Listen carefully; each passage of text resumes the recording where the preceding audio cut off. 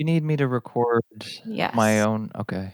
Local audio. Don't worry about video, though. Thank you for that reminder. Yeah. It's not going to be like the time we lost all the audio. No, but it is going to be the continued misadventures of you and Frank never existing on the same recording, which is very funny to me. It is very funny. Yeah. I will never acknowledge Frank. No. He doesn't deserve it, frankly. We're going to do something slightly different for the intro this time. I will introduce myself, and then Liz, you will say, filling in for Frank Cifaldi, I'm Liz Ryerson. Okay. Merritt, you'll say filling in for Ash Parrish, I'm Merritt. And Simone, you'll say filling in for Brandon Sheffield, I'm Simone de Rochefort. Okay. All right. Write that down. I'm gonna say I'm your usual host or something. Can I You make can a do joke whatever you about want. the- Yeah. Okay. All right. If you want to zhuzh it up, I won't stop you. I'm not All the right. cops. I'm happy for that personally. As the Frank of this episode, maybe your role here is to sabotage me, as he frequently does in these Oh, intros. okay. Yeah. Okay. I'll try to do that a little bit more. I do love that I put him first, and then he immediately upends the format. Comedy rule of twos. You gotta hit those twos, yeah. Yeah.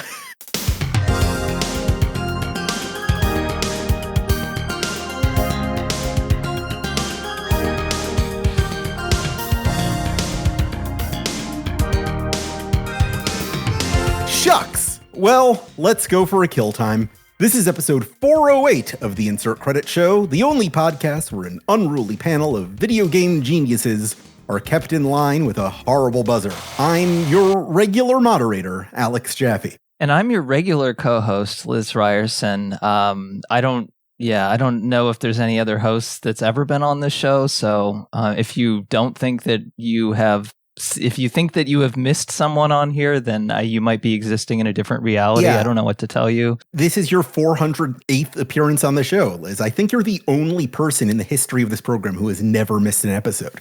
Yeah, that's Kind of the correct. Ken Griffey Jr. of Insert Credit here. Yeah.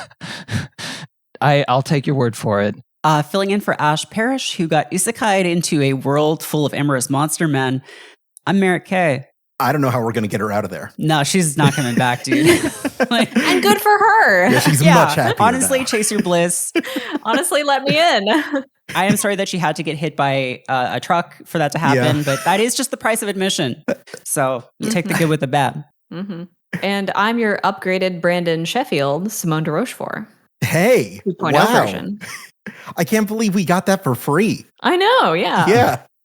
Just perks a long time membership. Yeah. Sort of a free trial. I think it's a 20-day free trial, and you do have to remember to unsubscribe from me, or else I will charge you $50 a month. I know I'm going to forget about that. I'm setting it on my calendar, but I have all these other reminders, and I'm going to shut them all off, and then I'm going to miss that. Which brings us to this week's sponsor, Rocket Money. No. Oh, no. They don't sponsor us. If you want to, though, show at insertcredit.com. Anyway, this is our usual show with our usual format. And our usual co-hosts, all And our three of usual them. co-hosts. It's going to be the most normal episode of Insert Credit since the last time I was on. Have it a normal one, guys. Let's ground ourselves by getting extremely insert credit to start with, like we used to, like a family. Are we going to talk about games from the year 2005? We might. In fact, Okay. This is a very leading question into the year 2005. What is the most niche video game that you have the most opinions about?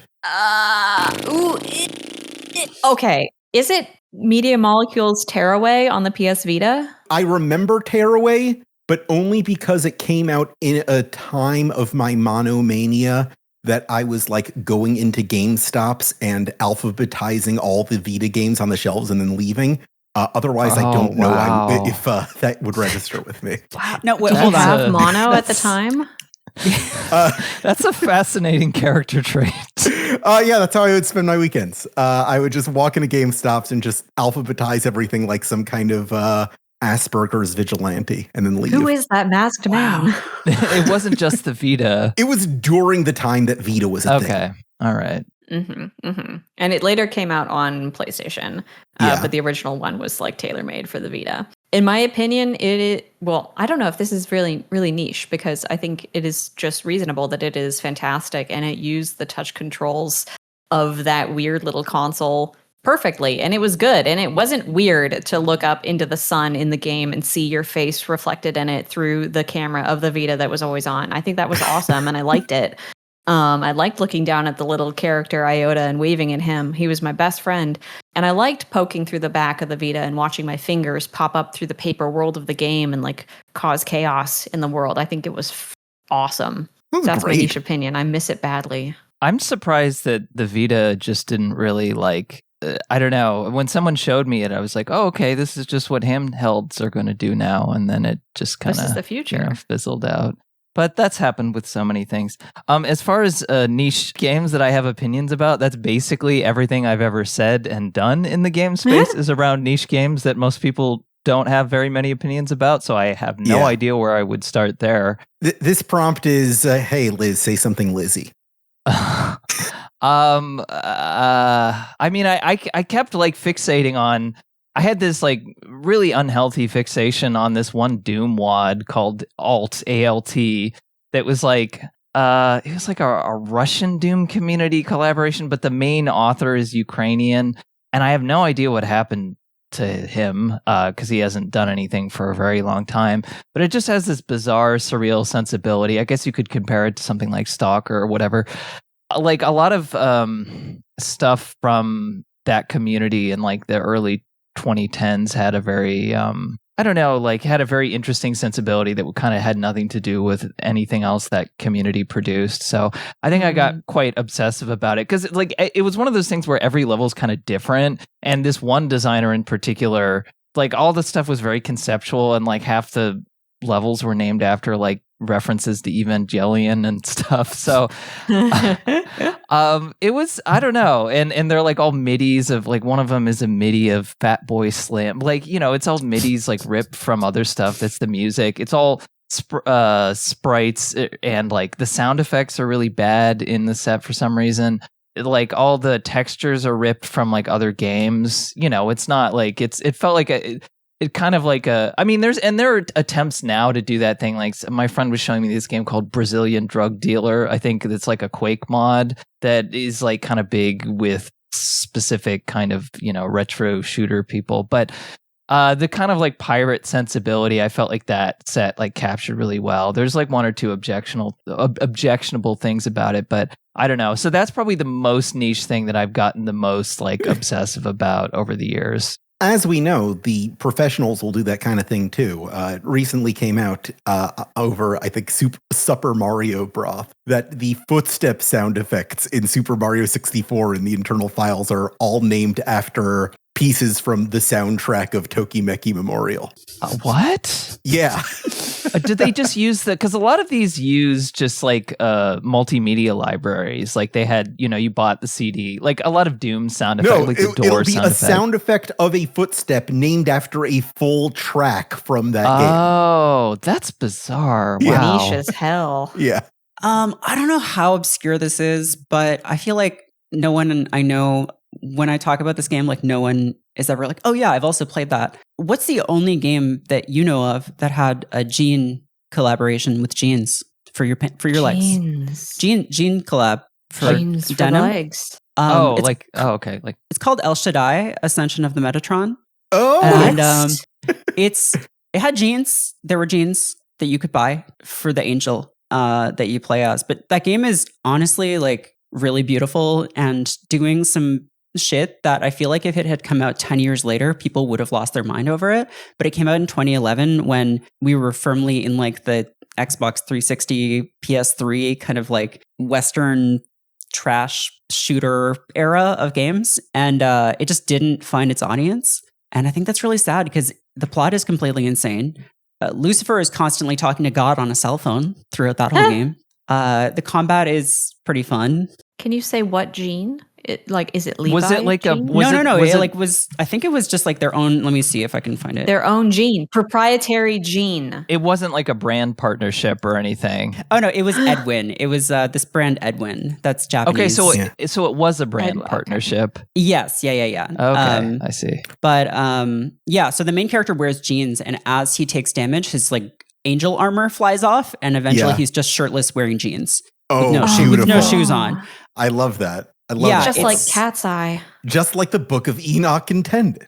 Exactly. Yeah. It's a very faithful rendition of that apocryphal book of the Bible. And yeah, the guy who made it, like, he had an art show of art from the game. Not the guy, but like, I think he was like, it was his concept and he was studio head. And I think he did a lot of the visual design. And he had an art show for it a couple of years ago and no one came. And I was so sad.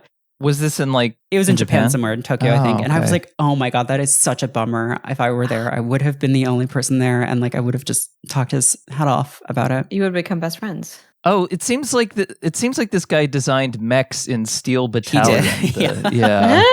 Yeah, he's done some stuff. And now he, I think he has a new studio, and they put out a game called Starnaut this year, which I haven't played, but it's very different. I wonder if they tried to get Levi's because that's already the name of a book in the Bible. Oh, yeah. Yeah. Leviticus. The Book of Edwin. Right. The Book of Edwin, yeah. The Book of Wrangler. Yes. I have so many questions. I'm so glad you brought this to my attention because I have a lot of questions about when in the development process the gene became involved. Like, was that the entire sort of creative basis of the game, or did they like need funding at some point and the gene company was like, well, hear me out? No, he just likes jeans on that man. He just likes jeans. Maybe he just like jeans. Yeah, there's a line where it's like, what's the significance of the jeans? And he's like, I like jeans. I just like jeans. So, yeah. Oh. This is a very Simone core game, I feel like. Yeah. You should definitely at least like check out a video of it. It's like when they put those Mercedes-Benz into Mario Kart 8. They're just really big fans of the product. Mario just loves... I was going to say, I was thinking about the Monster Energy drink thing in Death Stranding. But somebody should like do a history of brand partnerships in these like bigger games. I think that would be interesting. Like when they really started. Because obviously like Fortnite, does that constantly all the time. But yeah, I'm curious how many games of the like Xbox 360 generation did that sort of stuff outside of like military shooters, obviously. All right, that is time. Here's my next question on this list I got here. What are the most complex buzzwords in video games that are actually useful for conducive discussion? Oh. I don't think buzzwords can, by definition, be useful for discussion because they... I think the temptation to use them automatically like lets you off the hook for explaining what you are trying to say. That's my opinion. And I'm not just saying that to get out of thinking of any buzzwords because I can't think of any. I'm thinking that when you have an advanced panel, such as yourselves, and we have sort of settled law in video games, such as it were, where we've already defined terms and we want to have a second conversation, it's sometimes useful to have this shorthand. And we do a lot of back and forth, for instance, over whether the word Metroidvania is good. That's where I was going to go, yeah. But there surely must be some good ones. Yeah. there are some that are better than others, certainly. But I also agree that the thing with buzzwords is that they are often reducing things for a very specific reason that don't make them useful for context outside of selling products or, shorthand where you don't want to have a full conversation about the thing. But I don't know. I'm sure there are some that are better. I'm trying to think of any. Yeah, quick. Think of buzzwords. I think Metroidvania is actually sort of useful because I hate that term. But I've tried to think about alternatives and like there aren't really, I think Japanese people call them like search action games. Action games, yeah. And that sounds awkward to say. It's awkward to say. It doesn't sound it's not as succinct, I feel like. But the problem is Metroidvania doesn't refer to anything unless you already know what those are. And also I feel like that term now has become like so diluted where it's like, oh, a Metroidvania is like a really hard game where you go around and it's like, well, the difficulty wasn't part of it originally, but now people seem to kind of think it is, and I don't know.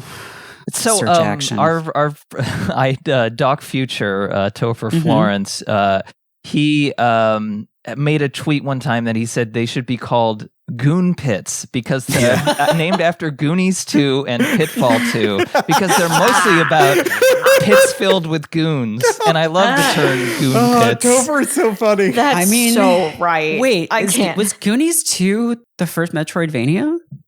Holy shit! No, I think it's an early one for sure. They're probably about contemporaneous, but like Pitfall 2 is older, certainly. Right, I mean, there are right. games that are vaguely in that style that I don't know if you call Metroid exactly that came before that, but yeah. I found something that might be helpful to this discussion, which is PlayStation has apparently published the ultimate list of popular gaming-related terms.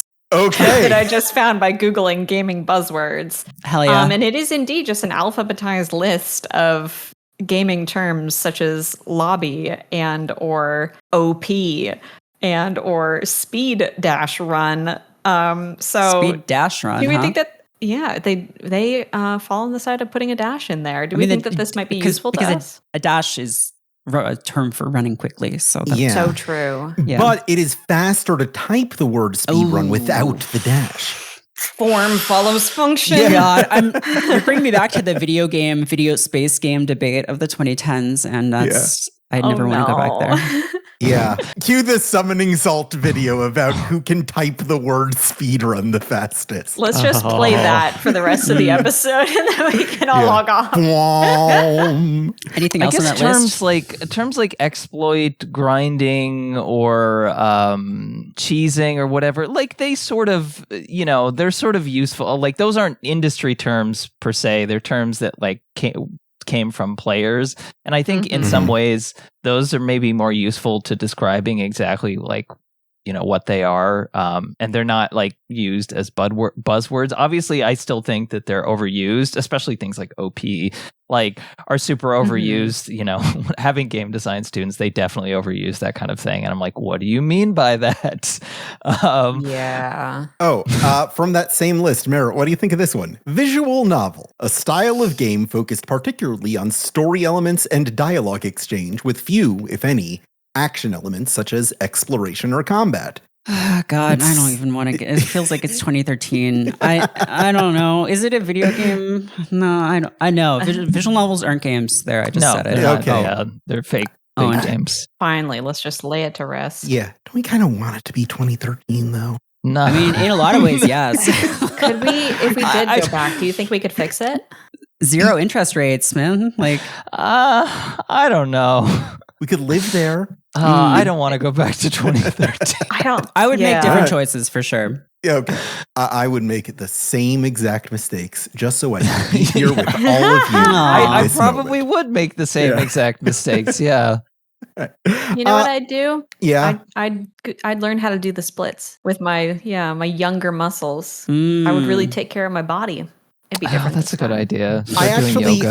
I actually have a time travel question in this list, so I might as well do that right now. If you could go back to the primordial soup of video game music where everything was inspired by Yellow Magic Orchestra, what else would you add to the broth? Well, don't forget Yes. Yes was the other major band. Of course. YMO and YES. Can I ask a clarifying question as a person who has trouble remembering what music sounds like based on names alone? Mm-hmm. What does that sound like? Prog music. What's the sound you're describing? It's like electronic prog music. I think okay. YMO is a little more like, well, they both have synthesizers. YMO is a little bit more synthesizer heavy and like. Okay. Have you ever seen the JoJo's Bizarre Adventure meme? Yes. Yeah, that's yes. That's great. Yeah. Bring that. Yeah, keep that. I'd like that. Easy. Done. Okay, I got so really nothing to excited change. when he said primordial soup. I thought it was going to be a dinosaur question, but so I remember Nobuo Uematsu said something in an interview that his number one inspirations were not those two, but were Elton John and the Beatles. So that might explain some things. I know, like the Earthbound.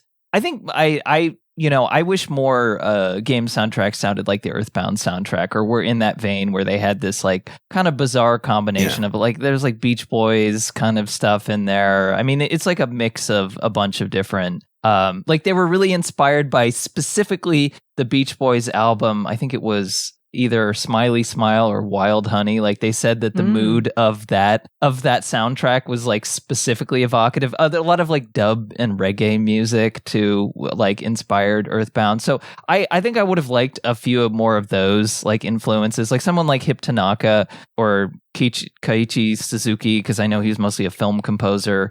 I presumably had more experience with stuff outside the usual wheelhouse, but I think in general, yeah, like just a more diverse range of inspirations because some of the best composers of that era were people who had a more diverse like interest in music in general.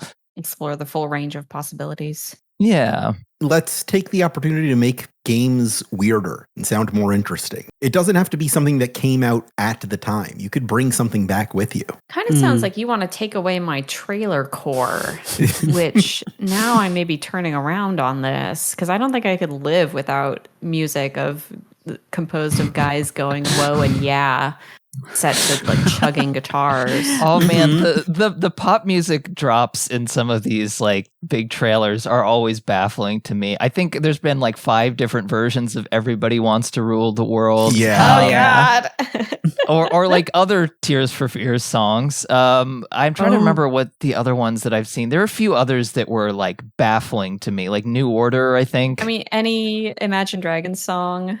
Oh, of course. Which is still being used. And I like Imagine Dragons. I'm the person. I'm the one. But even I think that there has to be a moratorium on certain songs.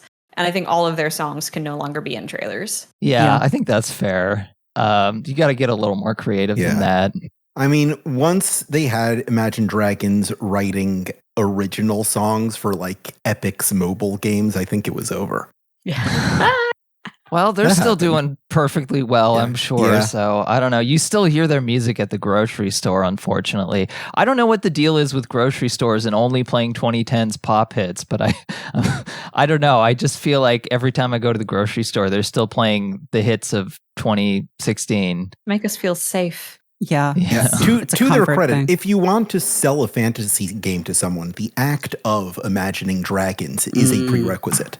Yeah. Well, like when I was on OC Remix back in the day, the video game music, people were really into Dream Theater, and it feels like kind of in a similar vein because like Dream Theater is similar like nerd shit. So it's about the size of it. All right. Here's my next question. If you could send any real world celebrity to Silent Hill, who would it be? Ooh. James Woods.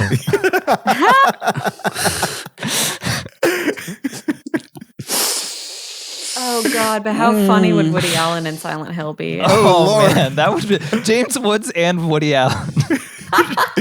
Yeah. I mean, I was gonna reach for Chris Pratt just because. I mean, he's not coming back from that, right? Like he's done. Oh wait, right? Oh, from Silent Hill. I Yeah. thought he had done something. No, yeah, you're right. So I mean, No, he's else. just really annoying. Yeah. No, I just don't want to see him anymore. You're just setting him there so you don't have to deal with him again. He's gonna walk just around be- just like he's either doing the Parks and Rec thing of like making like that stupid face, or he's doing his like I'm a Navy SEAL guy now, and then he's just getting ganked by like a Silent Hill monster, of which I know all of what them. What does a obviously. Chris Pratt see in Silent Hill? What is his internality that is expressed in that town? He just wanders around in the fog and looks confused. Yeah, and I think it's just fog. Yeah, I mean, that game lasts 10 minutes. Like the Chris Pratt version of Silent Hill, that is. I think James Woods would definitely be the main character in the unreliable narrator, like where you found out, all the horrible things that he may or may not have allegedly done. Same with Woody Allen, but they should make that. Woody Allen's version would be like a Woody Allen movie, except it turns into a horror movie at the end. Woody Allen's horror is just that it's a regular town and not Manhattan. Oh, yes. And people are like talking about, I really don't like New York. And he's like, no. It's just populated by people who are like, New York was just so busy. Nobody cared about each other. I needed to get away from it. Let's see. Who else could, What would happen if Keanu Reeves did Silent Hill? He'd probably wrap Pyramid Head up in a sack and beat him with a bunch of hammers. It's interesting to think about. Yeah. Sorry, now I'm just on James Woods' Wikipedia page. So I'm yeah. gonna get off I think Me too. I think Keanu Reeves would be fine.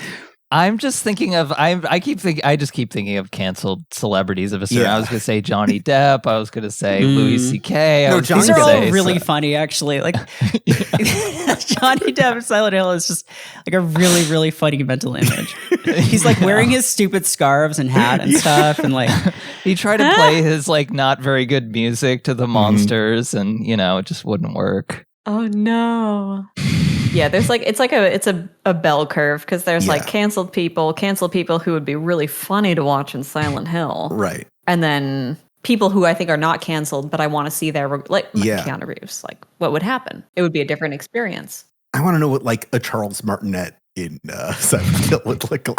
Oh. He doesn't deserve it, but it would be funny. He'd be at the bar that you run into him, and he's at the bar, and he's like, yeah, he'd be fine. He's like, I saw a monster, and I don't know what happened, or something like that. But is he allowed to do the voice anymore?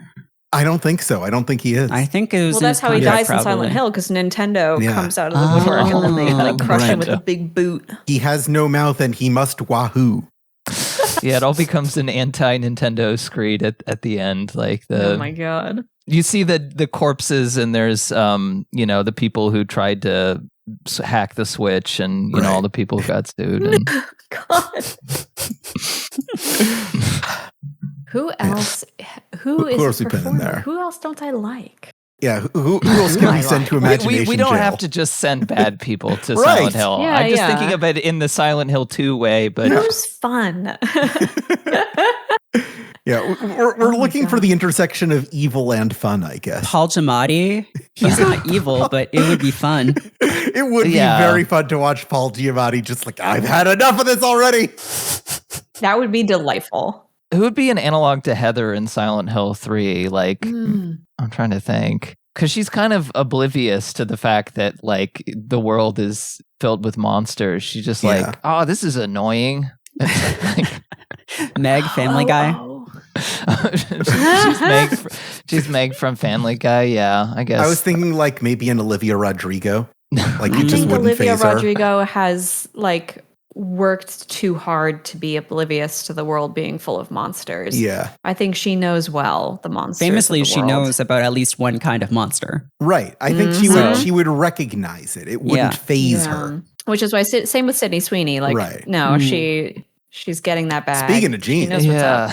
Have you ever seen that movie Nowhere by Greg Araki? Like it's like a 90s kind of, but yeah, like I imagine Heather's character being like a character in Nowhere, or just being like, as if, and then someone gets decapitated behind by a that's fucking alien. Yeah, like oh geez, oh man, bummer. Well, I followed that line directly to Fran Drescher. What about Fran Drescher? Fran Drescher's a good one. I was thinking maybe a Charles Nelson Riley if it just does not have time for this. A Martin Short in Silent Hill would be fun, I think. Martin Short, yeah. Playing Clifford. Yeah. Or Jimmy Glick. I mean, Jimmy Glick would be great. Yeah. Jimmy you could Glick populate a Silent Hill where all the villains are Martin Short characters. Jiminy Glick would be in hell if he was a real person. Have you ever seen that live action Alice in Wonderland where he's the Mad Hatter? It's really good. No. Wait, maybe I have. I watch that constantly. Is that the Tim Burton one? No, that is not it was a made-for-TV one that came out before the Tim Burton one. I haven't seen it. Whoopi Goldberg is the Cheshire Cat in that one. Yeah, it's fun. I like that the P.T. Anderson movie where he plays an evil dentist who dies later. I like that character a lot, even though he exists for like 5 minutes. Wait, P.T. Anderson. Yeah, Inherent Vice. Paul Thomas it was right there in front of us all the time. P.T. Anderson. P.T. Anderson. Playable trailer Anderson. We've Playable solved the trailer mystery. Anderson. We need to take a break while we tell everyone about this. Squad-a-la! We're off!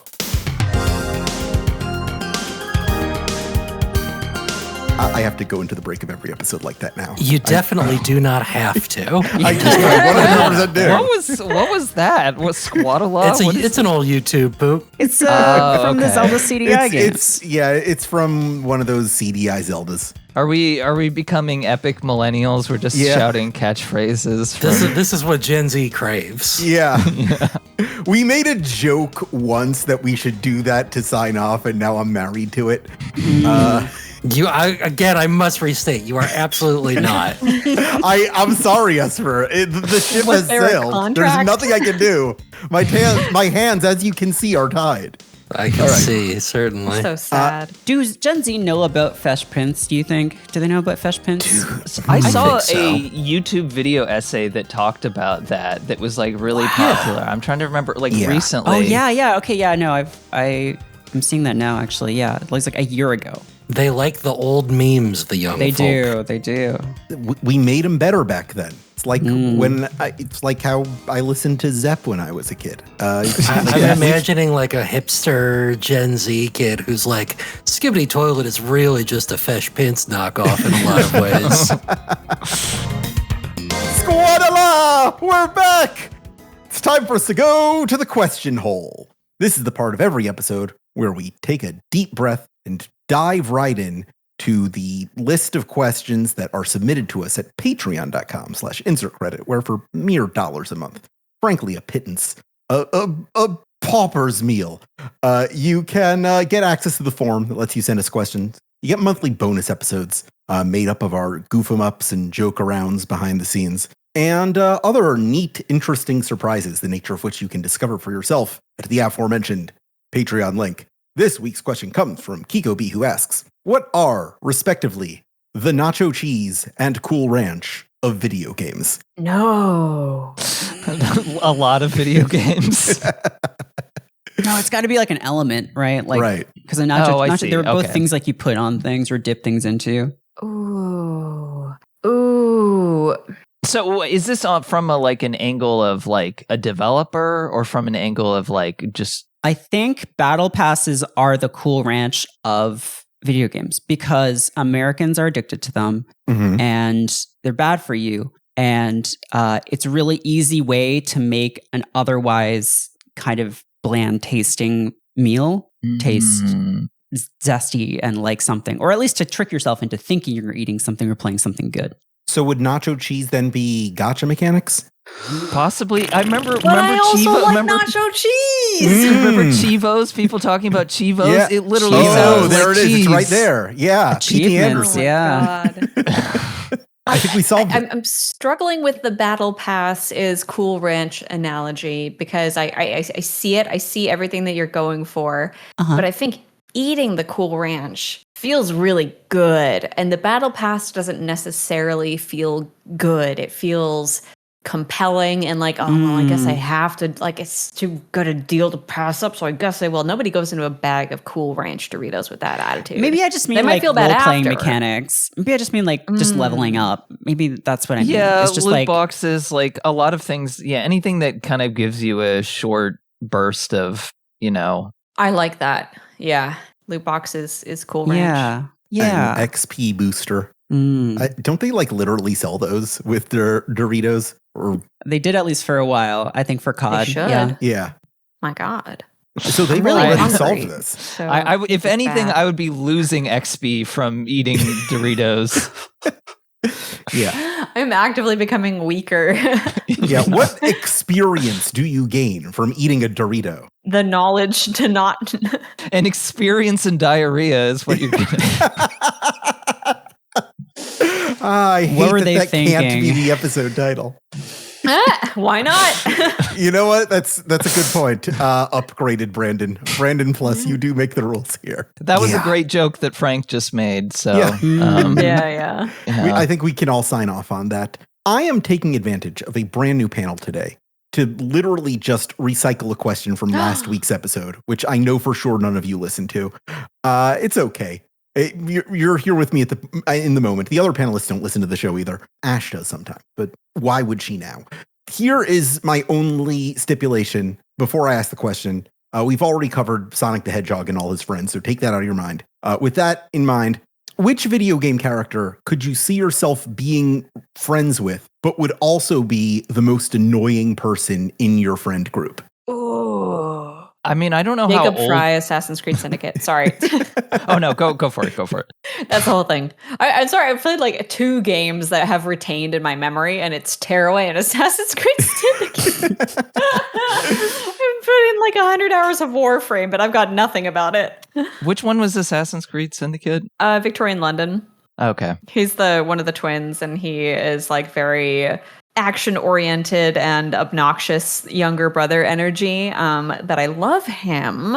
but undoubtedly he would be causing chaos and being very annoying in the friend group. He'd also be making out with way too many people, and it would cause strife. So there's that. Yeah, I think you're looking for a friend who will cause a little drama, but you can't get rid of. That's kind of the problem here.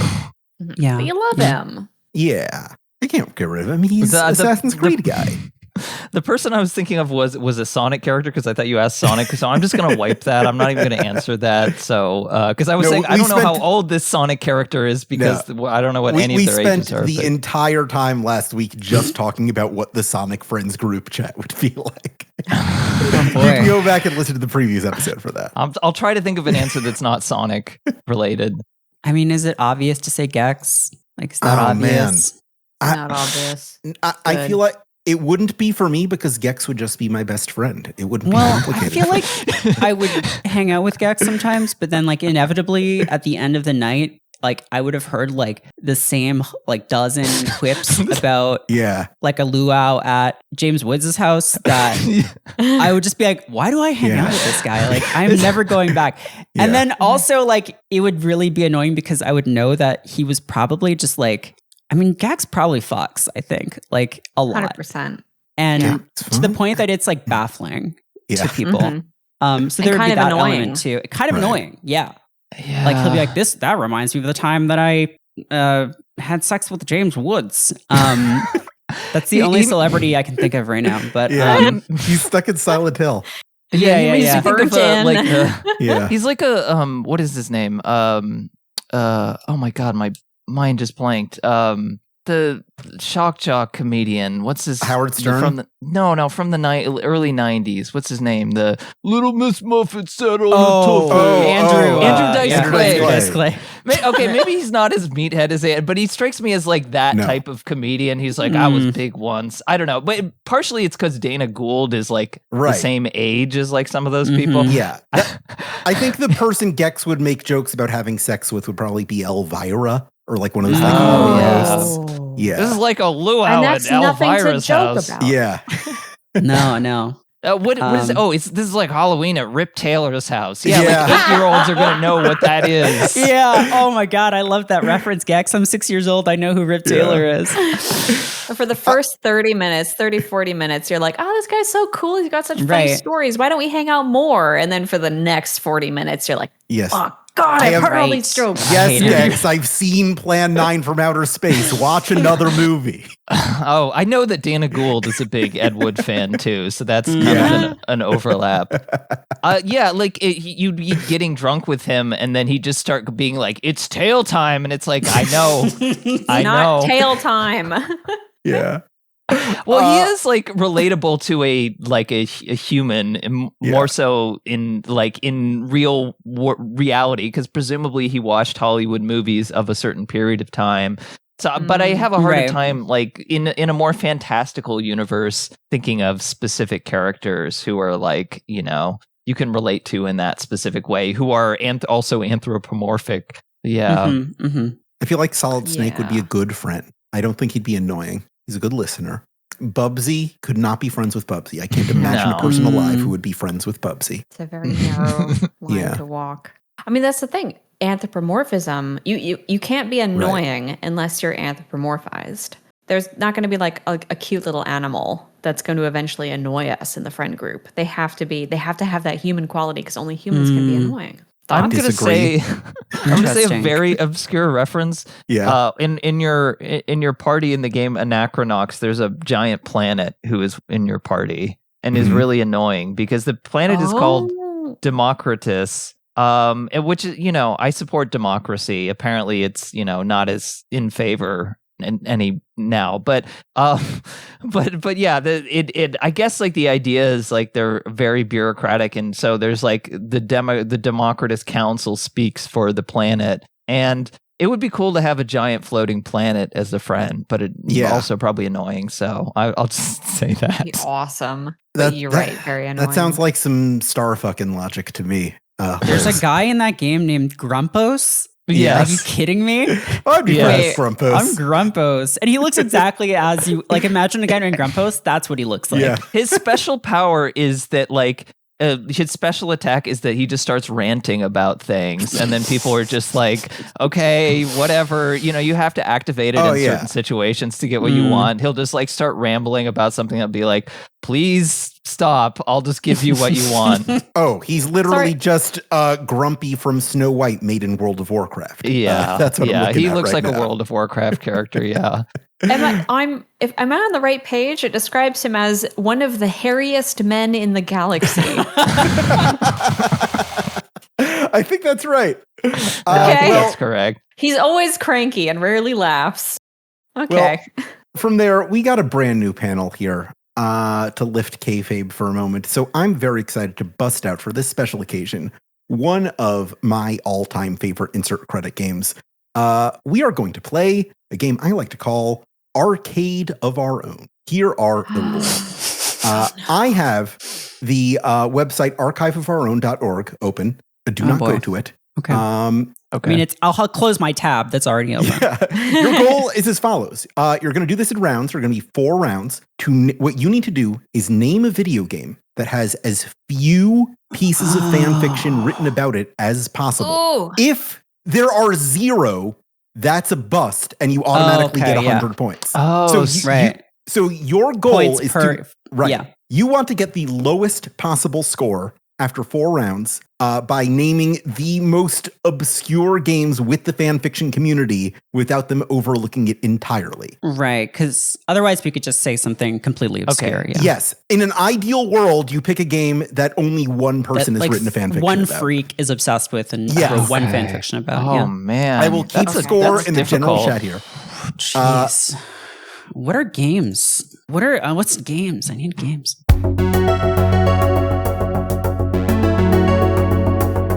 We will start with Liz. I'm going to say I don't know why this came into mind. The 2000 game by Shiny Entertainment, Messiah. Oh, wow. Not Wild 9 or whatever that game was called. Yeah, it's also, yeah. They had a lot of strange games. Messiah was the one where you're a baby? Angel? Yeah, it's the Angel one where baby? you're a baby. Yeah. There's got to be one fan fiction of it. Show me Messiah. There is one fan fiction for a visual novel called Messiah, but absolutely none for the Shiny Entertainment one. Oh, man. So that's a Okay. bust on your first Too turn. obscure. Too obscure. You got to think a little less obscure. Okay, well that I set the base set the baseline Yeah, no, thank there. you for that. All right, Merritt, you're up next. Jeez. Let's go with El Shaddai. I feel like there's got to be at least one, but not many. El Shaddai, Ascension of the Metatron has 43 fan fiction. 43. Nice. Damn. I thought there was going to be like 6. Yeah. But good work, Well, everybody. that does technically put you in the lead, though. Sure. That's pretty good, though. That means there's about 6 perverts writing for that fandom to have produced 43 fanfics. Yeah. Right.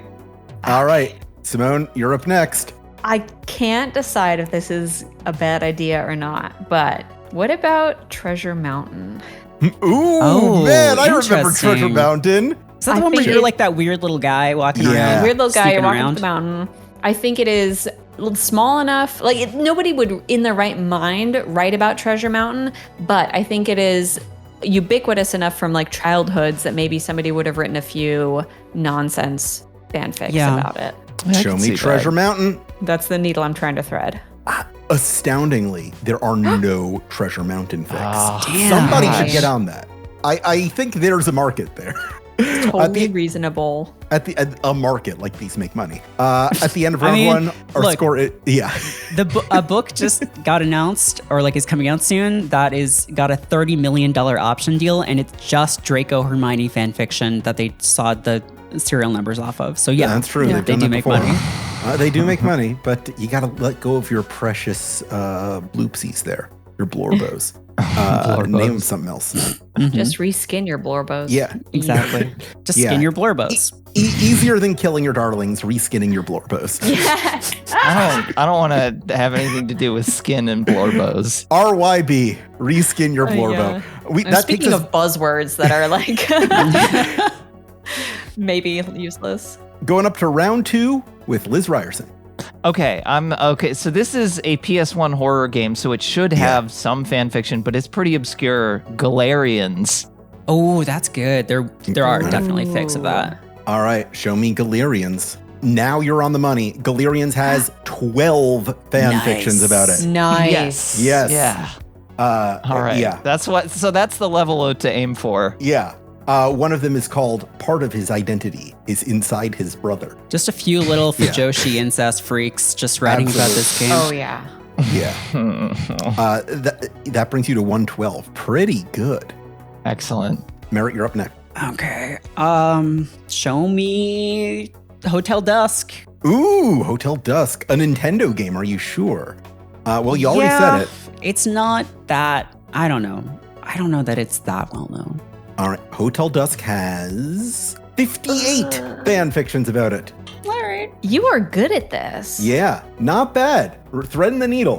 The latest is by Probably Gay Attorneys, a story called In the Bleak Midwinter. Probably Gay Attorneys, so a Phoenix Wright fan. Yeah, I'm sure a 100%. Phoenix Wright fan Right. that Branched if you're out, writing yeah. if you're writing Hotel Dusk fan fiction, you're obviously already for sure writing Phoenix Wright fan fiction. Yeah, this is what you branched out into after Yeah. you exhausted all the possibilities of the Phoenix Wright franchise. I have already explored all the ways that Miles Edgeworth can fuck. We need to explore new we need horizons. Kyle. We need to get Kyle in on this. Yeah. All right. Ugh, I feel like I'm swinging the pendulum back the other way too far. But Journey? Ooh. That's a Interesting. bold move. Interesting. There's not a lot of meat on that bone. Well, No, yeah. there's So there not. probably are less fan fictions because it is like not, Yeah. narrative heavy. I feel like so here's where my weakness Yeah. is, which you two do not have. I am not well versed in obscure JRPGs that would have characters that people want to write about boning, Yeah. but who no one has heard of except for 6 people Right.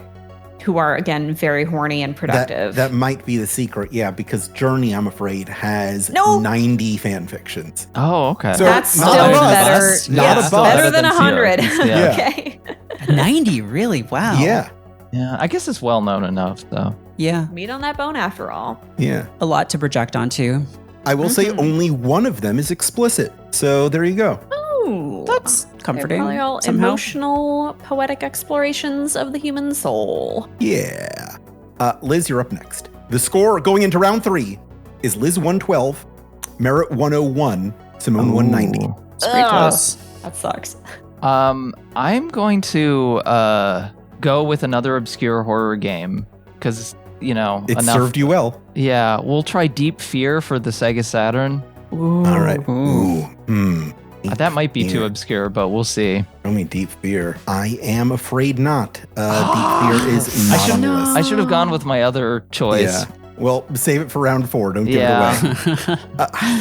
Yeah, you flew too close to the sun. It as Yeah. often happens in Arcade of Our Own. Classic. You're at Problem. 212. Merritt, where are you going? Okay. Where are you taking us? God, there's so many directions I could go in here. Give me Pocky and Rocky. Ooh, No, that's not a bad interesting. thing. Yeah. This could be a bust easily, but I just want to know. Pocky and Rocky, aka Kiki Kai Kai, has 2 fan fictions. Oh my Holy god. shit. You hit Wow. the jackpot, baby.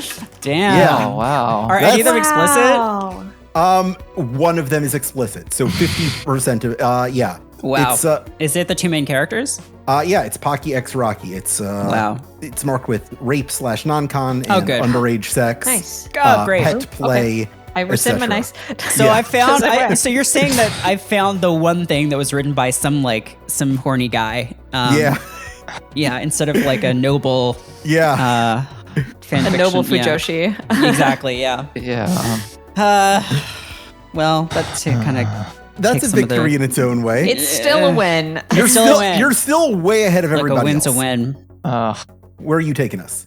Oh, The end of round God. 3 of 4. I had another thing, and it went right out of my head. So I am gonna say A Way Out. Ooh, a way out. Is that the All right. Prison Break? Yeah, Yeah. yeah. Okay. Yeah. It's one a lot of people resonated on with. One that's There very should popular be. on Twitch. Which is going to be your downfall here, Simone. Damn it. Because there are 217 Oh, fan fictions. It would have been better if you went with like a game nobody heard of. Yeah, but fair enough. I wouldn't think. I don't know. I guess it is just about two guys and like kind of writes itself, I guess. But It does, but I was hoping it wouldn't be that no, yeah, I wouldn't have popular. thought it would be that big on I know. AO3. Yeah, this is It's a bummer. But no, you're right. I should have thought that through because I can definitely imagine that having more than 100. And if that's our bust, then yes, okay. I should have gone with my original one. well, we got one round left, and Okay. Liz and Merritt could screw up royally here. So it's still technically anybody's game. If Liz decides to say Kingdom Hearts or something, then maybe you're back in business. No, I'm not going to say Kingdom Hearts. I do need to think of something better. Because what I was going to say is probably going to get 0 too. So I was thinking of another one that probably has too many fan fictions. So I'm trying to think of... I will say at this point, if you bust, you're still going to beat Simone. Okay. God damn it. Oh, gosh. What was I... I'm going to say... Okay, pretty obscure RPG. Treasure Hunter G. By the company that made Baroque. It was the game they made before Baroque. But it's a Super Famicom RPG, so some people might have played it. All right, show me. Treasure Hunter G. That's a bust. Oof. Dang Yeah. it. Yeah. I was going to say Terranigma, but I thought that was too... Terranigma. Ooh. Yeah. I thought You that there still might beat be me. too many, but... If you want to steal Terranigma, I'll steal Terranigma. How many are there? no, it's too late. You Okay. already said yours. Oh, somebody else steal someone else. Terranigma. Okay. You want to someone steal else can steal Terranigma, or it. you want to come up with your own? I'm gonna come up with my own. God. You're at 103. It's almost impossible for you to lose the game at this point. Yeah, I know, but I just want to I want to really just nail this, you know? Yeah. I just Yeah. want to be the all-time champion. For the love of the game, yeah. What's something that 3 freaks would write Yeah. about? You're not going to be the all-time champ. There have been sub-100 scores on this game Really? before. Yeah, Wow. Ash is really, really good at this. Oh yeah, well, yeah, but she's stuck in the hunk world now, so Exactly. So we need a new forfeit. champion. Okay, this could go in a couple of directions, but let's say Phantasy Star Online. Ooh, interesting. All right, show me Phantasy Star Online. Phantasy Star Online has 129. God, So a little worse than a bust, but not much worse than a bust. That's 132. Simone, you've already well, lost this game, but 232 you have surely, one. right? Yeah, 232. That's right. Simone, you have one last shot to just for the sake of dignity, try to come in below 500 here. There's gonna be no dignity. You can steal my guess if you want to. No. I have to go with my stupid heart. Mm-hmm. What about Cooking Mama? Cooking Mama. Ooh, interesting. Oh, yeah. I'm so bad at Another this. Nintendo game. Hotel Dusk didn't go too bad. Cooking Mama has 35. Not too bad. Nice. God damn it. That's a medium good one. That's not too bad. That's Yeah. pretty good. Wow. All right. Can we search for Terranigma just so I can see? Yeah, let's Oh, I try it. already did. Yeah. Terranigma had 4. That was good. Oh my that God, was, that yeah. would've been You so should have gone with good. Terranigma. God Yeah. damn it. None of them are explicit. Oh, man. I should have Amazing. guessed that. Yeah. Oh, well. Well, that has been insert credit and arcade of our own as she has played. Congratulations to Merritt, whose prize is going to be that you're going to come up with a question for next week's episode. Your prize is Yeah, homework. feel like that. That's often the case. Does anyone have any recommendations at this point? This is a part of the show where if you've been enjoying or interested in something that you think our listeners should also be interested in, or if you have something that you're working on or involved with on your own that you would like them to be privy to, now is the time to share that with the world. Said that like a Looney Tunes character. Heavens to Murgatroyd. I can start, I guess.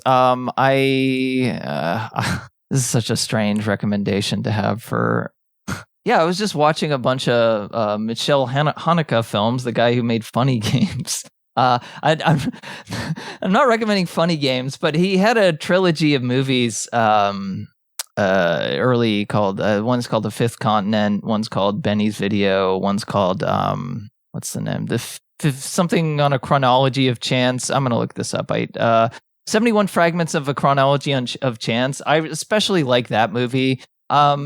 Explicit, but I don't know, something about the this guy's examination of the hollowness of late 20th century life resonated with me, and maybe it's something that I needed to watch. So I watched a bunch of that guy's movies, and I think they're good. I actually think Funny Games is my least favorite movie of his. So I'd recommend that one movie, 71 Fragments of a Chronology of Chance. Here's something interesting. Funny Games has 6 fan fictions, but the US remake of Funny Games has 16 fan fiction. Yeah. Ooh. Well, that had Tim Roth in it, right? Yes, it did. The original? The remake and Naomi Watts, I think. Yeah, that's right. Oh, yes, it did. Merritt, you got anything to recommend? Yeah, I've been playing Kyle Murphy's Vampire the Masquerade Night Road, which is a Choice of Games game. So it's like just the straight up text stuff, but it's really good. It's like, it feels sort of like a successor to Bloodlines, and I know Bloodlines 2 is allegedly coming out soon, but who knows. But yeah, it's really cool. Very like, there's like a lot, because it's just text, right? Like there's not even any kind of static images. Oh, there are like maybe a few portraits, but that's it. So there's a lot of depth to it. And yeah, I really recommend that. And then also, I'm back on a regular podcast now. I'm on a show with my old colleagues from Fanbyte, which was a video game website, which used to be a job that you could have. And we decided that it shouldn't be anymore. So we do a podcast called If You're Driving, Close Your Eyes. And it is a comedy podcast where we mostly just torture each other with stupid games and jokes and stuff. It's kind of like this one, except it's not about video games. It's pretty much about everything but video games. And yeah, depending on your perspective. From my perspective, the Jedi are evil, but your perspective might be different. So Vampire the Masquerade Bloodlines has 659. Yeah, of course it does. Not I've read most of them. Too horny. Yeah. But yeah, it's called If You're Driving, Close Your Eyes. You know where to get podcasts. You're listening to this one. Oh, yeah. Just look it up. Simone. I just started playing Strange Antiquities, which is the sequel to Strange Horticulture. And it is very much, hey, if you liked that thing, here's more of that thing. You're curating objects in a sort of occult antique shop. People are coming in and asking for curses / blessings / stuff enhancements. You're pulling open old maps like in a tactile way and unfolding them on your old table. You're amassing small pieces and then fitting them into puzzles. You're pulling open drawers and placing objects in drawers and organizing objects in drawers. And there's often like weather, there's often rain and soft like looping music that like loops very seamlessly. So it's just sort of this ambient like old shop noise. I'm having a good time. I was also going to say one thing that I forgot, by the way. The submissions for the Experimental Game Showcase at GDC just opened. I host that session. There's a bunch of people involved with curating it. And if you're a listener to this podcast and you make weird experimental games, then yeah, feel free to submit. They're open for the next month. You can check out our website. I don't know. It's experimentalgameshowcase.com, basically. I'm on the forums. I know some of you freaks are out there. Strange Horticulture 14 would have been a great choice. Whoa. I never would have thought of that. I've got some recommendations. I would like to recommend that you put some serious consideration to becoming a patron. Patreon.com/insertcredit, which keeps this storied organization running. If you'd like to sponsor our show with an advertisement or personal message, or just write to us. Tell us your thoughts. You can do that by emailing me at show@insertcredit.com. You can join our community at forums.insertcredit.com or find us, if you're not there already, on youtube.com/insertcreditshow. Get ready for Demon School. It's a-coming. Subscribe to The Verge so that Ash isn't penniless when she someday emerges from the isekai. And go ahead and check out the Video Game History Foundation, which I think Liz is canonically the boss of now. If only, yeah. This episode is edited by Esper Quinn with music by Kurt Feldman. I'm Alex Jaffe. I'm Liz Ryerson. I'm Merritt K. I'm Brandon Sheffield. And your game has now been saved.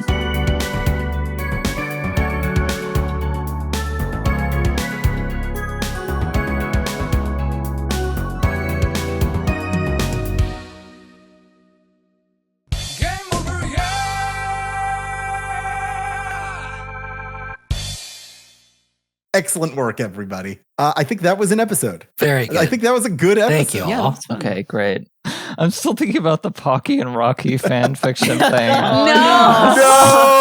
I'm not going to be able to get that out of my brain now. Yeah. I'm so sorry.